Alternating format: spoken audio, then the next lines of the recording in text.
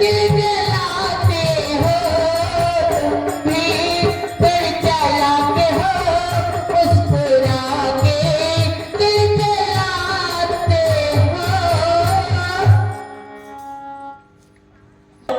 বোঝা গেল গেল বোঝা বোঝা গেল তুমি যে বড় ধোঁকেবাজ হয়েছো। কেমন আমাকে কাজ হয়েছি আমাকে ঝাড়ু দিয়ে তুমি আমাকে পয়সা দিলে না আর বলো মেয়ে পটাই দিতে তোমাকে তো আরো মান ও এই কর্মটা না আমি পারি না কেন বলতে জানো? আমি সকালবেলা ঘুম থেকে উঠে গন্ডগোল না হলে আমার পেটে ভাত খাই না তাই তাই আমার দেখে কেউ পড়বে না যদি ওইটা একটা ছেলে পটাই দিতি তাহলে তাড়াতাড়ি পড়বে তাই তা কে পারবে এই কাজটা এই ডান্স এই ডান্সটা আমার দিদি ছাড়া কেউ পারে না ওর যা মিষ্টি কথা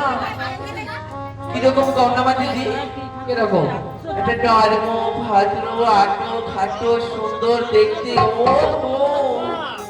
হায় বটনের বাচ্চার মতন কত সুন্দর দেখায় ও ছেলে এই গর্বটাকে কেউ পারবে না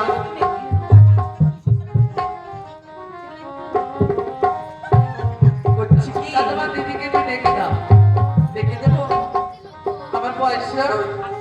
পয়সা তোমার দিদির কাছে দিয়ে দেবো আমি কেন আমার দিদিদের পয়সা দিলে হয় তোমার দিদির কাছে দিয়ে দেবো সত্যি সত্যি বাধা করো সত্যি কথা করছি তো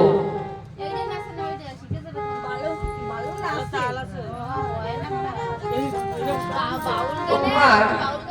আমি যাই যাও এই দিদি দিদি কি হয়েছে রে? এই দিদির বাড়ি আছে কি হয়েছে? ওই দিদি একটা বিদেশে ভিনদেশে রাজার কুমার এসেছে